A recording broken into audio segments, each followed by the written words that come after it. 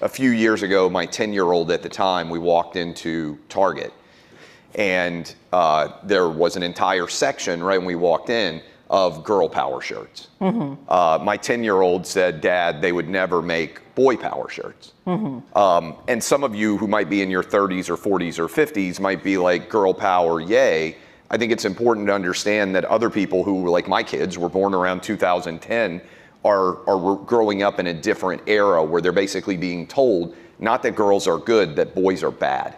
That the psyche of women has been charged artificially, where women have been walking around saying things like woman king, a woman can do this, they can be firefighters, they can be clergy members, like be a pastor, they can do everything a man can do, but boys are not getting the same download. They're getting that they are toxic masculinity, that they hold women back, that they need to stand back and stand down, that you're not a man unless you can hold a woman up and support her. What you have on the left, especially with this whole Kamala coming off of this election, the only time that they praised men is when men praised women.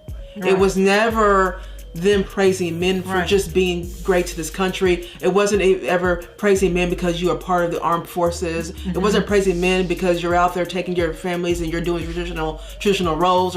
It was none of that. The only time people on the left ever praised men is because men praised women. I'm sure it's no mystery to you because listening to your podcast, it's like 99.9% of people must be Trump voters. So what is it that we're missing about, or what is it that people who are not, as Magdalene said, people who don't understand why? That's my first question. I have a second one, but go ahead. Okay, so what I would start with is, who is the most masculine Democrat right now in America? Mayor Pete. But Trump's like a grandpa. Well, hold on.